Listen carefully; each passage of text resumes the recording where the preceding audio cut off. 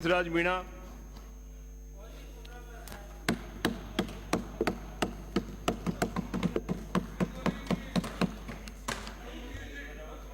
माननीय सभापति महोदय, माननीय राज्यपाल महोदय के अभिभाषण पर चर्चा के लिए मुझे अवसर देने के लिए आपका बहुत बहुत आभारी हूं। सबसे पहले मैं माननीय देश के यशस्वी प्रधानमंत्री श्री नरेंद्र मोदी जी के सानिध्य में हमारे प्रदेश के यशस्वी मुख्यमंत्री जी के नेतृत्व में हमारी सरकार ने राजस्थान को औद्योगिक राजधानी बनाने के लिए अपने कार्यकाल के पहले ही वर्ष में राइजिंग राजस्थान जैसा बड़ा कार्यक्रम सफलतापूर्वक किया है। उसके लिए मैं पूरे सदन की ओर से हमारे मुखिया को, माननीय मुख्यमंत्री जी का बहुत बहुत आभार व्यक्त करना चाहता हूं कि उन्होंने प्रदेश के युवाओं के हक के लिए ये अति महत्वाकांक्षी कदम उठाया है। माननीय सभापति महोदय, राइजिंग राजस्थान का होना और प्रदेश के लिए 35 लाख करोड़ के एमओयू साइन होना ये बड़ी बात नहीं है। इससे भी बड़ी बात यह है कि जिस तरह का माहौल हमारी सरकार को मिला, जिस तरह की नकारात्मकता पूर्ववर्ती सरकार के प्रति थी, और उस नकारात्मकता को दूर करते हुए हमारे प्रदेश के यशस्वी मुख्यमंत्री ने इस प्रदेश में जिस तरह का वातावरण बनाया, इस प्रदेश की जिस तरह की छवि बनाई कि देश और विदेश के कंट्री पार्टनर बने, और उन्होंने इस प्रदेश पर यह विश्वास किया और उनके विश्वास से ही 35 लाख करोड़ का एमओयू साइन हुआ। यह हम सब के लिए गौरवान्वित करने वाली बात है। माननीय सभापति महोदय, ऐसा नहीं है कि पूर्ववर्ती सरकार ने निवेश के लिए नहीं किया, लेकिन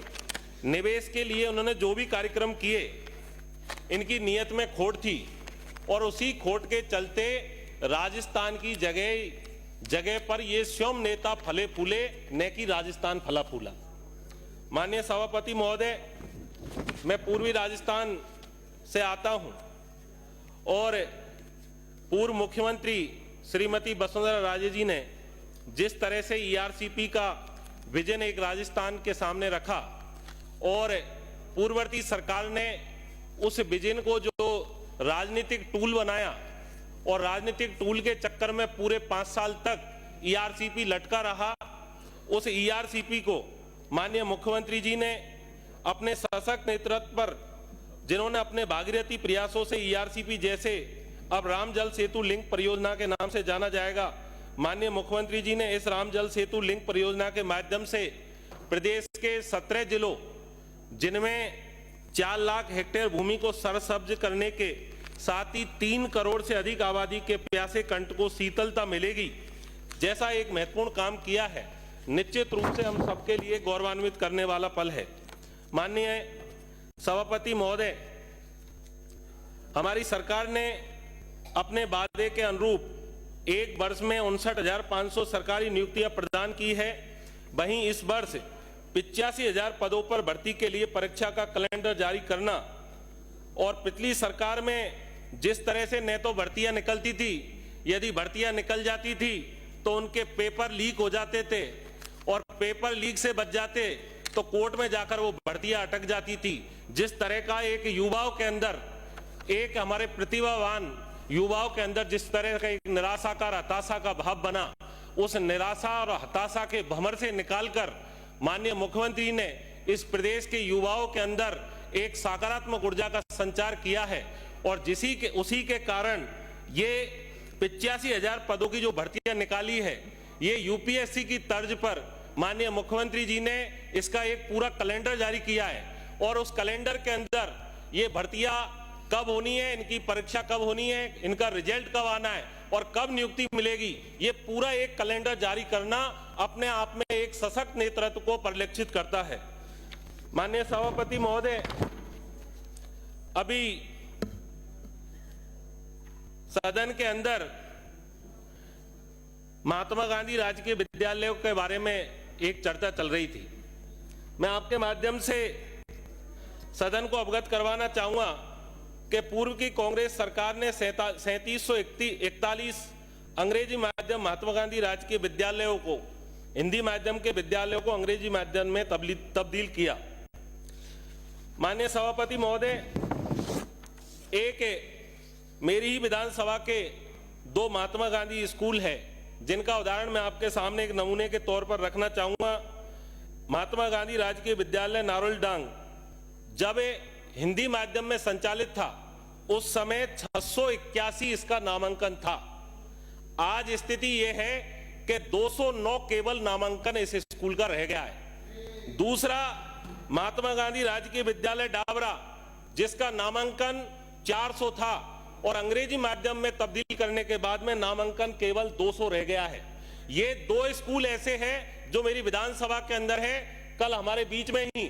बयाना से सम्मानीय सदस्य अपने क्षेत्र के विद्यालय की मांग को वो बता रही थी और मैं आपको अवगत करवाना चाहूंगा, ऐसे हमारे क्षेत्र के अंदर ये तमाम स्कूलों के पढ़ने वाले बच्चों के अभिभावक कलेक्टर को, डीओ साहब को और जनप्रतिनिधियों को ज्ञापन दे चुके हैं इन विद्यालयों को अंग्रेजी माध्यम से हिंदी माध्यम में कन्वर्ट करने के लिए। माननीय सभापति महोदय, आपके बीच में मैं महात्मा गांधी जी का एक कोटेशन आपको सदन को स्मरण कराना चाहूंगा। महात्मा गांधी जी कहते हैं कि अंग्रेजी भाषा पश्चिमी विचारों